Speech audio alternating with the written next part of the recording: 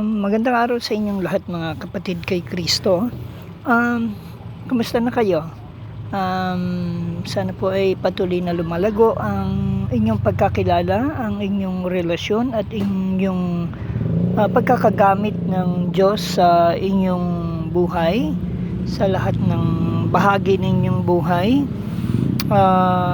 Bilang patotoo kay Kristo, hindi bilang dilim o bilang patotoo ng kaaway, bilang pagpapalaganap ng patuloy na kasamaan. Alam niyo ho, ang pagkakatawag ho ng Diyos sa atin ay upang tayo ay magsilago sa pagkakilala sa ating Panginoon at sa grasya ng Panginoon. Ibig sabihin, yung kaligtasan na ating natamo ay kung paano ang nais ng Diyos na malaman mo ito at malaman ng ibang tao. Yung kanyang biyaya ng kaligtasan, yung kagandahang loob niya na iniabot niya sa tao. Na hindi po ito para pagsamantalahan, ito ay gamitin sa personal. At magkalago rin tayo sa patuloy na pagkakilala sa Kanya, na hindi lang stagnant tayo na alam ko na yung kwento tungkol kay Kristo, sa Diyos, sa Holy Spirit, okay na yan, ganito lang yung pagkaalam ko dyan. No, we have to grow. Kailangan malaman natin intimately yung malalim na pagkaugnayan o pagkakilala o pakikipagrelasyon sa Diyos, hindi yung hanggang doon na lang ako. Maraming iba naman tao ang hindi naging payapa, hindi naging kontento. Sasabihin ng iba, yan naman yung mga walang kakontentuhan, hindi na sila masiyahan sa ganon. Actually, sila pa nga yung tama dahil nalalaman nila na, brother, bakit ang tagal-tagal ko na naglilingkod sa Diyos, ang tagal ko na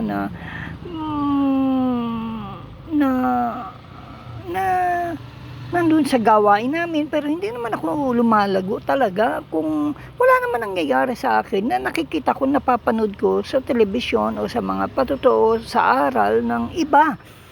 Yung iba ka nakakarinig siya ng malalalim na aral, pero hindi ko nangyayari sa buhay ko yung nangyayari sa kanila.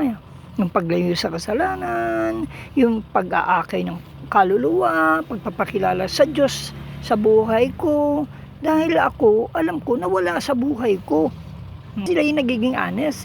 Hindi nasa buhay mo na, akala mo lang wala.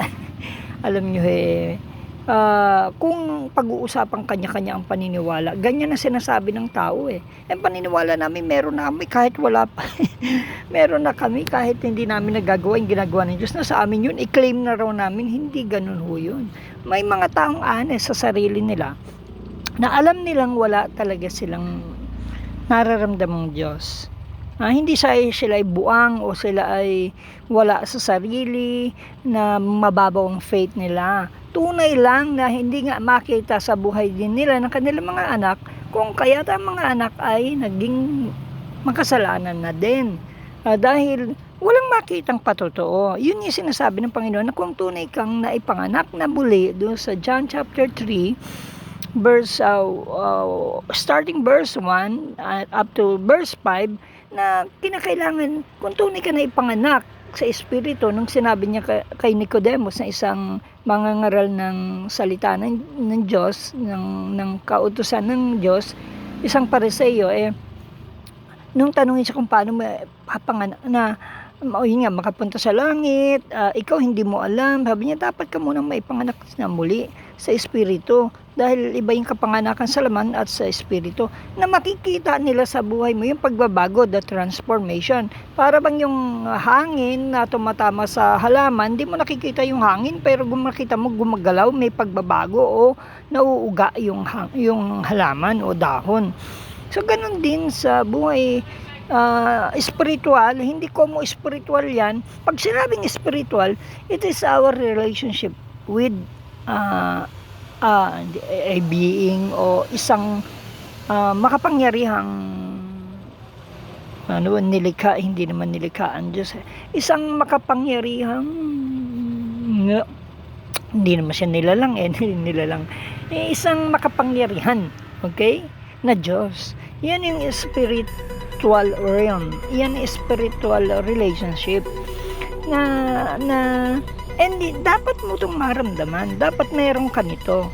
Yung iba kasi, kiniklaim nila meron pero wala. And then, nadidiscover nila wala. Pero yung iba naman, nadidiscover nila na kulang o alam nilang hindi pa rin na ibalik yung relasyon nila sa Diyos dahil sa pagkakasala ng tao. Tayo, anak ng dyablo, ng ulupong, tinatawag yan many times in the Bible. Sa 1 John, tinatawag nga tayo na talagang anak tayo ng ahas, ng dyablo. Hindi tayo anak ng Diyos na nagkasala si Eva at Adan. Tinuring na tayo.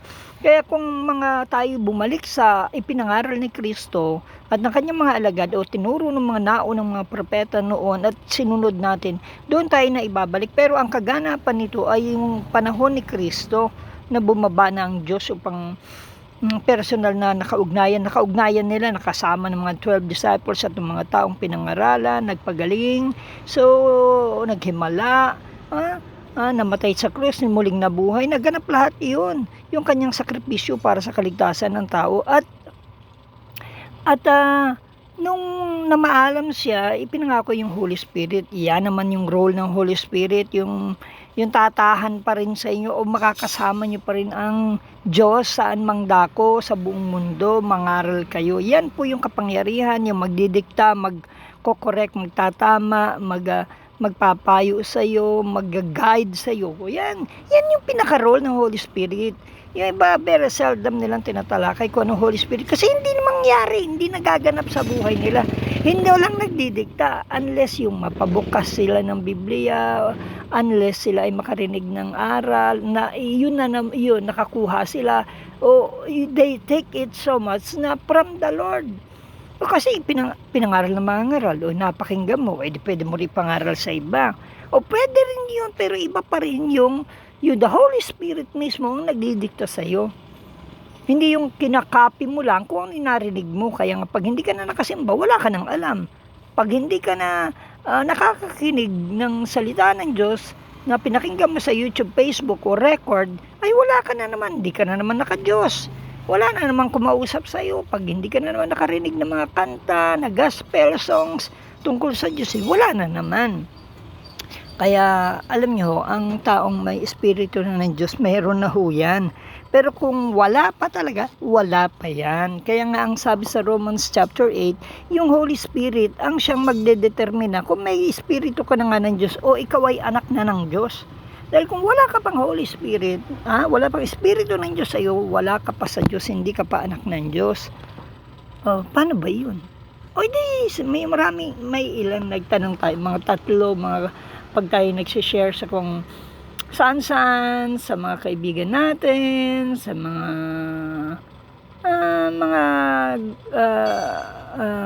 yung nagkukuya sa atin, yung mga dating talagang bata pa sila, kilala nila ako, at yung mga kaibigan natin sa iba't ibang lugar, kung saan tayo nadadako at tayo nagiging bibig ng Diyos upang buksan ang kaisipan nila, upang banggitin ng Diyos sa kanila through my mouth kung anong nais ng Diyos. Eye-opener tayo. Always ang anak ng Diyos ay eye-opener. Sila ay bibig representative, ambassador ng Kristo sa mundo. Hindi sila ambassador ng dyablo. Kaya walang taong nakikristo na magpapatuloy sa kasalanan. Kung hindi, magiging masama silang patuto, magiging dilim sila, magiging representative sila ng dyablo. Kaya yun ang isang katunayan kung ikaw ay hindi na makamundo sa pamumuhay, hindi ka na nagkakasala because nasupil mo na at natutunan mo na ang paglago. Pero kung hindi mo pinag-aaralan ng paglago at hindi ka na paaakay sa tamang taga-akay, wag na yung term na mentor parang modelo na yung term na mentor wala kang talagang hindi bulag na taga-akay, wala kang tunay na talagang may espiritu ng Diyos na magtuturo sa iyo ng karanasan niya at magtuturo kung paano kumikilos ang Diyos sa buhay niya, hindi mo mararanasan yung mga ganong bagay. Magiging ritual, kaya nga sabi ng Panginoon, hindi lahat ng tumatawag ng Panginoon maliligtas, kundi yun lamang tumutupad ng kalooban ng kanyang Ama sa langit. Hindi yung magaling mangarap, magpalayas ng demonyo, gumagawa ng mga dakilang bagay sa pangalan ni Kristo ng Diyos, nagpapagaling na may sakit, sila ay nag-aala propeta, pero hindi pa pala sila maliligtas, hindi kikilalanin ni Kristo kasi nagpapatuloy sa kasalanan. Ibig sabihin, walang Holy Spirit na nag-ooperate. Sila ay carnal, natural man. Hindi sila spiritual man na naibalik yung relasyon sa Diyos. Walang Holy Spirit na nag-ooperate o na nakaupo sa trono ng buhay nila. Sila pa rin na nakaupo sa trono ng buhay nila. At ang Holy Spirit o yung Diyos, yung Espiritu ng Diyos, yung Diyos mismo, yun ang pinasusunod nila sa kagustuhan nila. Walang ganun. Walang ganun. You cannot serve two master. Hindi mo pwedeng paglingkuran ang sarili mo at ang Diyos o ang Diablo at ang Diyos. Hindi ganun. Diyos na ang talaga nakatrono.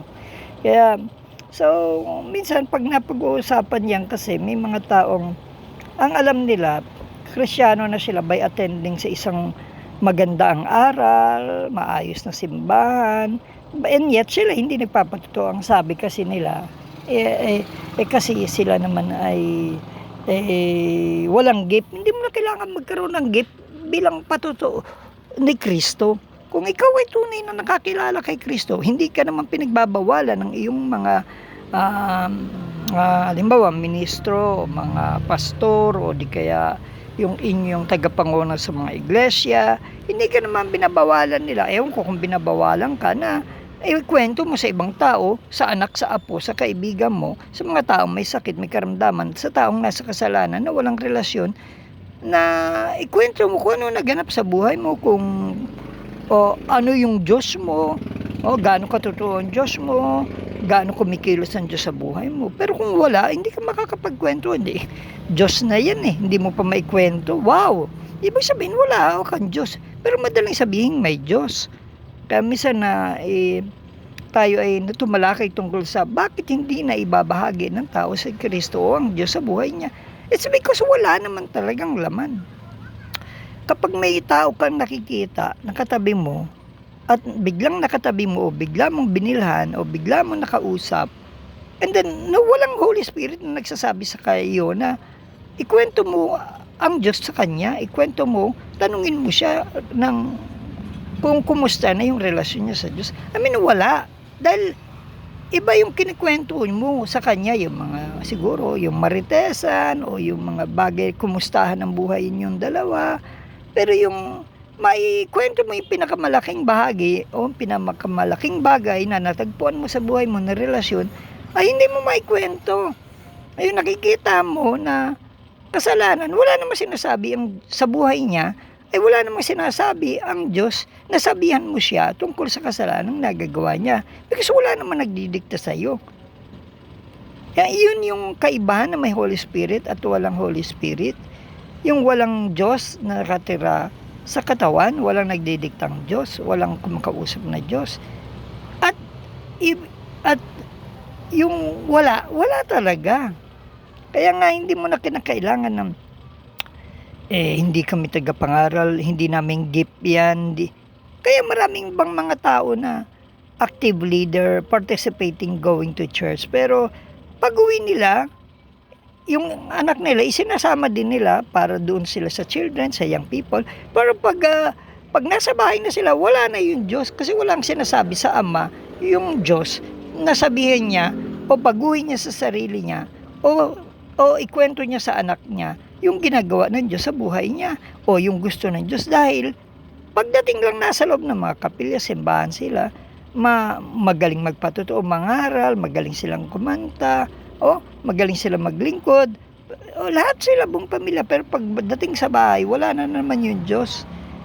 Nakaasa yun sa mga mangangaral.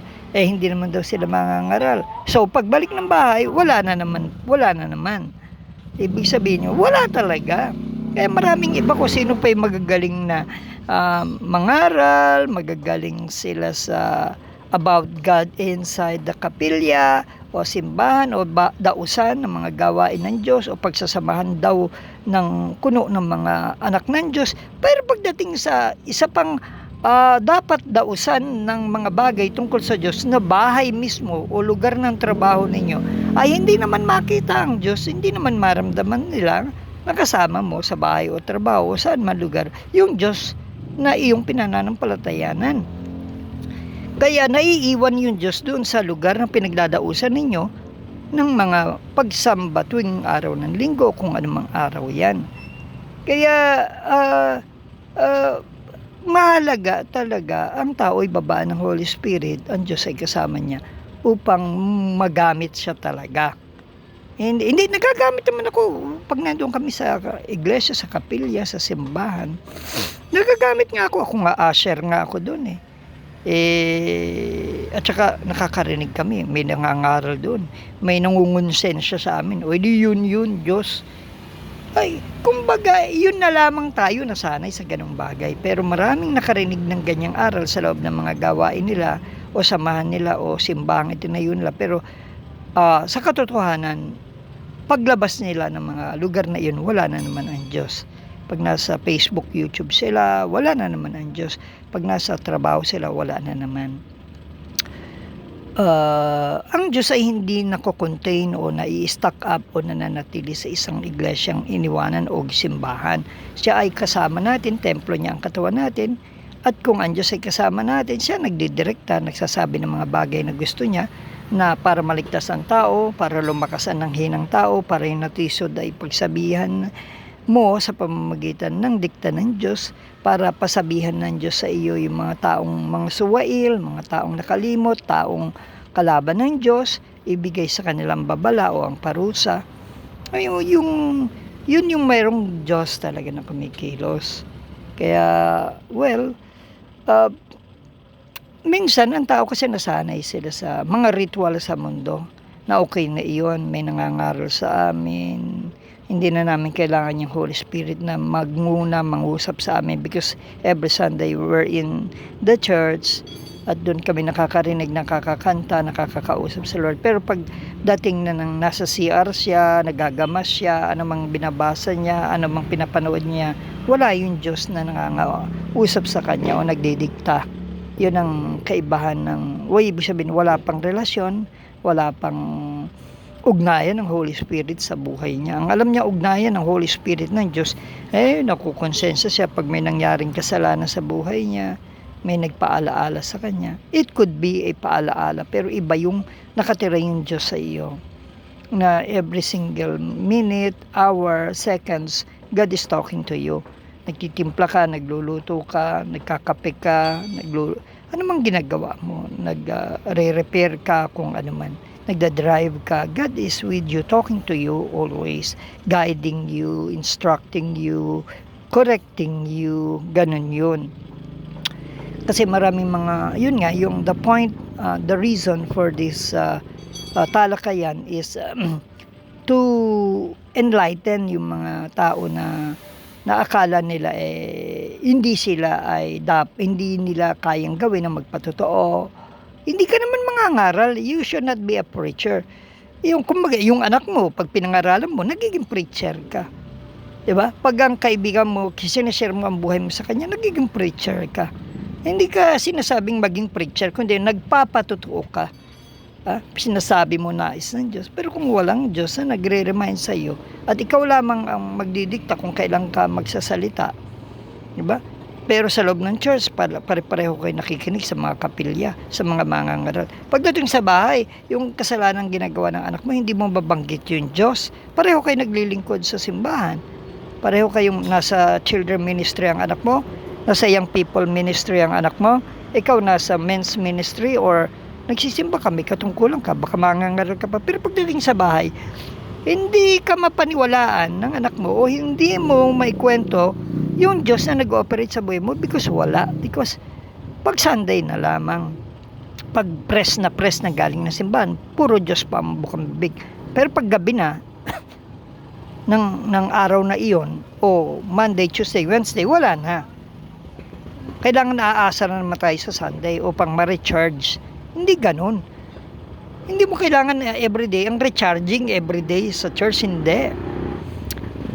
Pag nasa yung Holy Spirit, yan ang always naka-recharge ka lagi. Yan laging naggagabay. Kung ang pananaw nyo sa pagsimba at pagdinig ng mga aral sa loob ng simbahan, o kanta o paglilingkod ninyo, na iba't ibang klaseng paglilingkod, yun na ay recharging. Yun ang tinitingnan ng tao na recharging, pero hindi. Kahit anumang punta mo sa mga ganung gawain, kapag hindi naman nananahan sa iyong Holy Spirit, paglabas mo sigurado wala ka ikikwento sa una mong makakasalubong. Wala, dahil maaari. Alam niyo kung bakit hindi nananahan ng Holy Spirit sa buhay ng tao? Hindi siya tunay na nagsuko. Hindi niya dala yung aral ng mga ni Kristo at ng alagad ni Kristo. Kaya yun ang dahilan. Kaya walang pangpananahan ng Diyos sa buhay niya. At isa pa, yung sinasabi ni John the Baptist at ni Pedro sa Acts chapter 2 na maaaring hindi pa yan tunay na nagsisi ng kasalanan. Hindi pa handang lumayo sa kasalanan. Hindi pa handang tumalikod sa kasalanan. Hindi pa handang mapatotoo sa tubig na mabautismo upang siya ay malaman ng mga taong nasa kailugan na siya ay patay na at nailibing na sa pamamagitan ng tubig ang dating pagkatao niya at susunod na sa kay Kristo. Kaya hindi pa siya napapatawad sa kasalanan at hindi pa siya binababaan ng Holy Spirit. Yun ho ang mga requirement. Basahin nyo sa Acts chapter 2 at saka tingnan nyo yung sinabi ni John the Baptist sa gospel kung ano ang mga requirement. Ang tawag pa nga niya sa mga taong gustong maligtas, mga anak kayo ng ulupong, gusto nyong maligtas, magsisi kayo sa inyong kasalanan, tumalikod kayo sa inyong kasalanan, magpabautismo kayo bilang kapahayagan sa mga tao na patutuo na kayo'y patay na at nalibing na at kayo'y hindi na babalik sa kasalanan at kayo ay susunod na, patay na yung dating kayo. Yun ang requirement upang babaan kayo ng Holy Spirit, upang kayo mapatawad. Akala na ibang tao basta tinanggap si Kristo, patawad na kaagad yun. Kung hindi naman genuine ang desisyong ng pagsisisi sa inyong kasalanan, baka hawak mo pa rin ang kasalanan mo matapos ka magsisi, ayaw mong layuan yung karumihan, ayaw mong ituwid. Hindi pa genuine ang yung pagsisisi. Sa akala mo lang genuine kasi yun ang pamantayan mo ng pagiging genuine. Basta nag-pray ka, umiyak-iyak ka pa, baka naglupasay ka pa. Hindi yun ang genuine. Ang genuine yung kahanda mong tumalikod sa kasalanan at magpalago at maghanap ng taga-akay na talaga mag-aakay sa iyo at pakinggan yung tamang aral ng Diyos. Hindi yung pinipili mo ang aral ng Diyos. At ang gusto mo bulag na tagapangaral o baluktot na tagapangaral, bulag na tagapangaral, mahalin na tagapangaral, kalakalang salita ng Diyos na tagapangaral, lumalakad sa kasalanan na tagapangaral. Sama-sama lang kayo sa ganyang pamumuhay. So kung tunay kang susunod kay Kristo, lalayo ka sa lahat ng makasalanan, lahat ng mga maling tagapangaral, maling taga-akay, ang hahanapin mo kapwa mo katupa, hindi ka kambing. Ang hahanapin mo tunay na nag-aakay upang lumago ka because yun ang gusto mo, na matuluyang makalayo sa kasalanan at makilala ang Diyos, lumago. Makalayong tuloy sa kasalanan, maituwid yung mga kasalanan, di nang balikan. Yan yung mga desire, yan yung mga marka, yan yung intentional desire ng isang taong talaga papasakop sa Diyos upang maging Panginoon ng Diyos habang buhay. Kaya nandun yung hindi yung kayabangan niya o interest niyang ipangaral, maging mangangaral sa mga anak niya, kaibigan, mga classmates, sa mga tao sa kapaligiran, sa lahat ng pagkakataon, even on social media na ngayon ay laganap na. Abot mo na lahat ng maaabot mong friends mo, hindi mo man sila tunay na friends na nag-add friends sa iyo, but you can deliver a message of God, of salvation, of reconciliation, na maibalik ang relasyon ng Diyos at tao, pwede mong iabot sa kanila. But if you're not doing that, baka may question about your relationship with God. Baka wala pa. Baka walang Holy Spirit indwelling. Baka akala mo napatawad ka pero wala pa.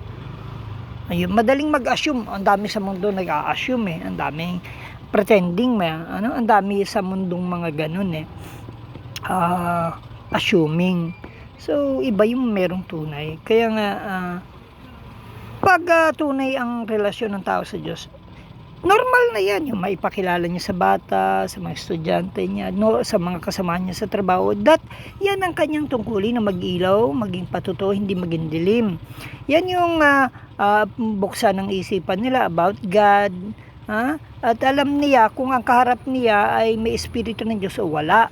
At sasabihan niya yun. Alam niya kung nabubuhay sa kasalanan based on the balita o pagkakaalam niya. At nakikita niya, yun ang sasabihan niya na baka handa rin silang tanggapin ng Diyos. Eye-opener siya. Pero kung wala siyang instrumento ng ganon at hindi sa at kailangan pa imangaral nila mangaral sa mga taong yun, kaya ayain na lang sa simbahan niya. Buti kung maakay niya sa simbahan niya, buti kung may magandang patutuo siya.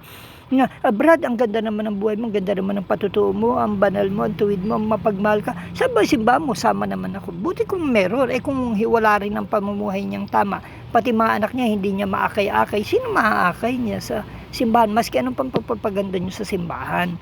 Kung mga kambing din lamang, umali at baluktot ang aral at ang mga naroon, ay mga hindi nagsisipagbago, naging pugad ng makasalanan. Tandaan natin, yung mga maling aral na ang simbahan daw ay yan ay rehabilitasyon daw, yan daw ay pagamutan, kaya sila may sakit daw makasalanan. Pero kaya pwede. Kaya nga itinuturo doon yung tamang aral. Yung tamang aral ni Kristo. Okay? At doon tinuturo kung paano sila gagaling sa kasalanan nila. Yun ang nangyayari. Hindi yun niya sisihan mo lang ng sarili mo. Hindi. Dapat yung nangunguna doon, sinasabi mo, Pastor, Minister, tama po ba yung ginagawa ko? Ayon po ba ito sa nais ng Diyos? Kung tama ang mga ngaral niyan, sasabi niya, layo ang mga kasalanan mo, bitawan mo yan. Karumal-dumal ayaw ng Diyos yan. Hindi ka bababa ng Espiritu ng Diyos dyan. Kaya tingnan mo yung nangyayari sa buhay mo. Wala kang maramdamang Diyos. Mahirap ka man o mayaman. No? Yung bang, pero kung mali yung napuntahan mo, hindi niya sasabihin yung mga bagay na ayaw ng Diyos. Na hindi mo kabababaan din ng Espiritu ng Diyos. Kasi mali nga ang aral baluktot.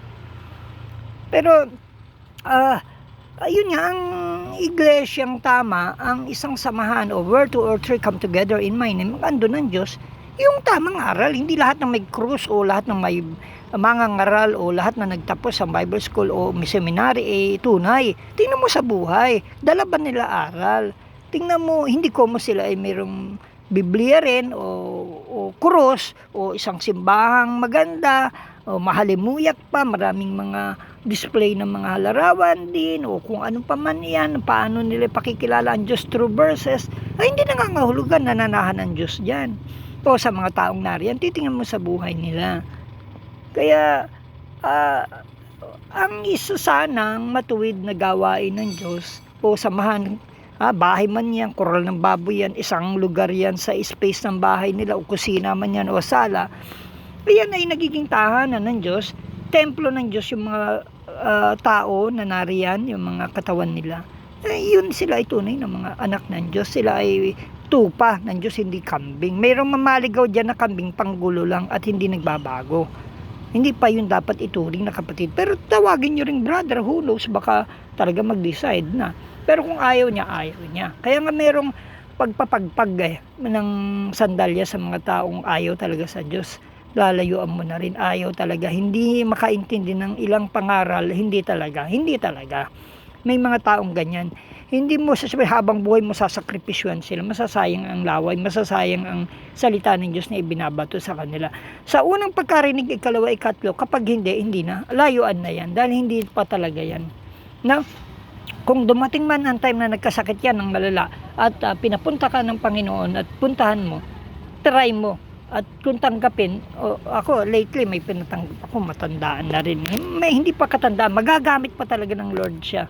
Pinatanggap ko ulit sa Panginoon. I-explain ko sa kanya ang purpose ng buhay at kung bakit ang Diyos ay hindi maramdam sa buhay ng tao. Baka tayo tali sa makamundong bagay at hindi tunay na pagsuko ng buhay sa Diyos. Kaya, ang anumang gawain o samahan, o sabi nga niya, huwag nating kalimutan ang pagtitipon. Dalo naman, let us not forsake the assembling together. Yung pagtitipon, hindi yung sinasabing nagtayo ka ng simbahan, sama-sama kayo. It could be pwedeng yun din, lugar ng samahan. Huwag lang politika, huwag lang karumal-dumal, huwag lang pinangungunahan ng mga bulag na tagapangaral o mahalay na tagapangaral o pera-pera lang, kalakal ang salita ng Diyos. Hindi na sa Diyos yun, malinaw. Kaya nga may aral tungkol dyan sa alin ang tamang grupo, alin ang tamang mangangaral, alin ang tamang nangunguna, alin ang tamang samahan. The character makikita mo, yun ang maituturi mo. Yung ibang tao nagsama-sama mga kambing na ayaw pasaway sa Lord, ayaw magbago, ayaw maging patotoo, pero sisihan lang tuwing araw ng linggo at paslingkod-lingkod lamang, pero sabay sisi, hindi iniiwanan ng kasalanan, hindi ginagawa ang nais ng Diyos, hindi nakakatupad sa nais ng Diyos. At hindi sila lumalayo sa kasalanan, hindi sila nagagawa yung pagiging asin ilaw, pagiging patutuo, pagiging tagapag-alagad ni Kristo sa mundo. Ayun yung sinasabi ni Kristo, hindi niya kikilalanin o titatanggapin sa langit, nagpatuloy sa kasalanan at hindi ginanap yung kalooban ng Diyos. Marami ho yang pinapaganap ng Diyos sa atin. Hindi lamang yung mag-usher ka, hindi lamang yung mangaral ka paglinggo, hindi lamang yung mag-attend ka, hindi lamang yung mag-song lead ka, hindi lang yun magtambol, magtugtog, hindi yun.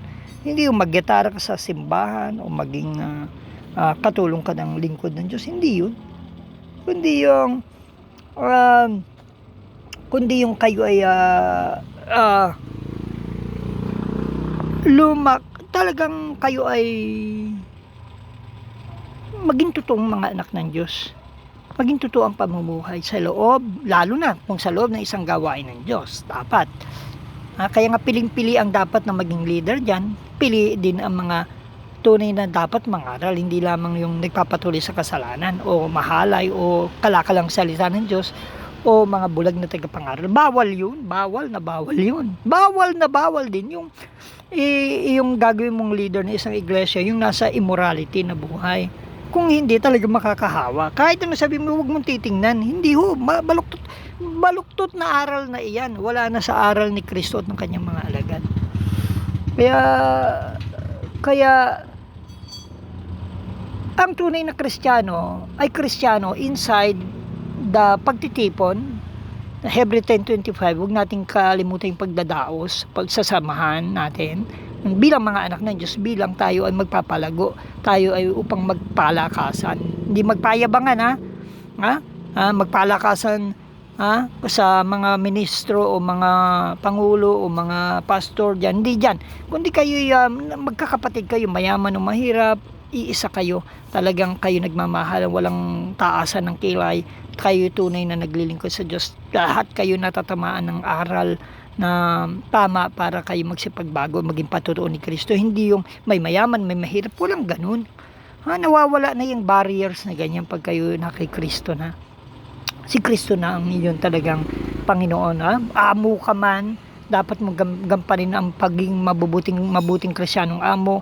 Ikaw man ay katulong o trabahador, ikaw ay dapat kang maging loyal, maging tapat bilang Panginoon mo ang Diyos, Panginoon mo na rin yan, pero hindi ka dapat gagawa ng masama. Hindi ko mo kasama-sama kayong Kristiyano, nag-oonsehan kayo, nagagaguhan kayo, naglulukuhan kayo, nag-uutang-butangero kayo, nag-iinteresan kayo ng mga property ng isa't isa, kayo nagyayabangan sa ministry, hindi ganun.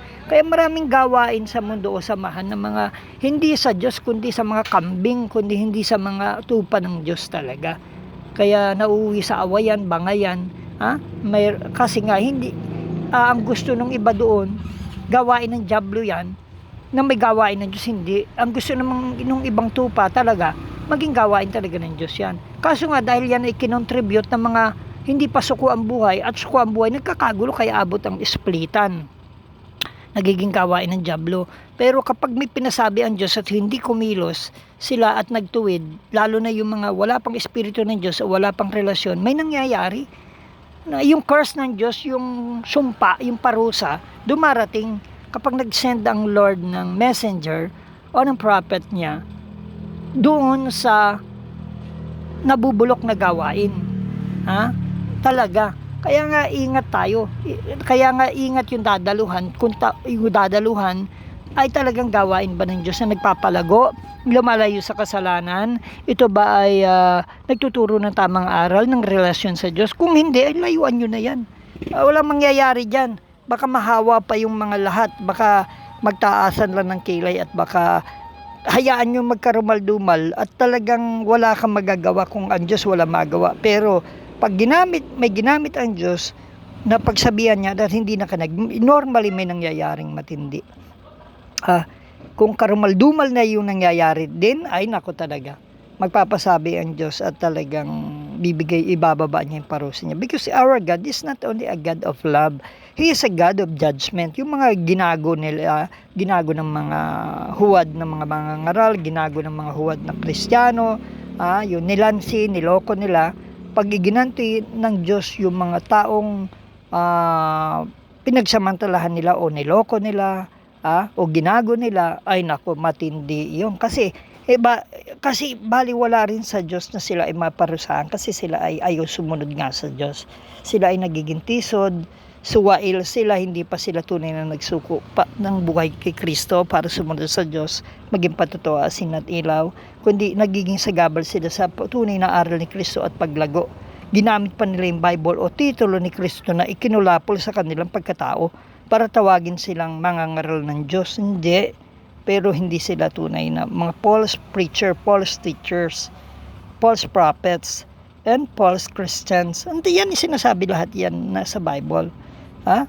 False na mga taga-akay, false na shepherd. Ang dami niyan, no? Ang dami yung sinasabi tungkol, kaya mag-iingat daw tayo sa mga ganyan. So may guidance naman. Kaso yung mga tao, ang gusto nila, false prophet talaga. False na taga-akay, false na shepherds, gusto nila false Christians ang kasama. Gusto nila mga false teachers, false na mangangaral. Yun ang mga gusto nila. Kaya false prophets, yun ang mga type ng tao. Kaya nga yung mga tunay na Kristiyano na naghahanap ng tunay na paglago, naiintindihan nila yung mga pangaral na tama at ng mga tunay na alagad, tagapag-alagad ni Kristo, na mga ngaral na prophet, na teacher, na tunay, na hindi mahalay, na hindi kalakal ang salita ng Diyos, hindi makamundo, hindi sila bulag na tagapangaral. Gusto yan ng mga tunay na papaalagad na tupa ng Diyos. Yan ang hinahanap. Pero mas marami ang hinahanap yung baluktot na aral. Yung mga daang maluwang ang type nila, ayaw nila ng makipot na daan na itungo sa kaligtasan, sa buhay na wala hanggan. Ang gusto nila yung sa dulo, ayaw nila ng kamatayan o kasalanan. Pero gusto nila ng kasalanan, pero ang gusto nila ay ang tinatahak naman nilang landas na type nilang pamumuhay kasalanan, na patungo dun sa ayaw nilang impyerno o kaparusahan. Pero gusto raw nilang huwag maparusahan ng impyerno, ayaw nilang ganun. Pero yung lakad na gusto naman nila ay doon patungo. Kaya nga, sabi ni Kristo, konti lang maliligtas, yun lang talagang dumadaan. Kaya yun lang maliligtas, yung tunay na nagsisi, tatalikod sa kasalanan, tunay na magpapatotoo, tunay na gaganap sa kalooban ng kanyang Ama sa langit, yung tunay na alalayo sa kasalanan, tunay na asin at ilaw, tunay niyang instrumento, yun lang talaga maliligtas. Hindi lahat. Kaya yung taong may Kristo na, alam na nila kung anong gagawin na nila.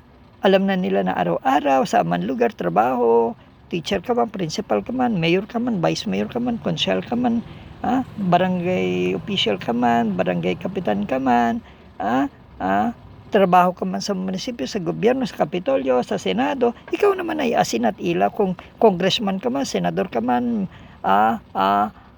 governor ka man, vice gov ka man, bukal ka man, ikaw man ay nagtatrabaho sa palengke, ikaw man may negosyo, patutuo ka ni Kristo. Ikaw inihahayag mo lagi si Kristo. Yun ang tunay na anak kay Kristo. Yung pinangungunahan ng Holy Spirit. Okay? God bless you.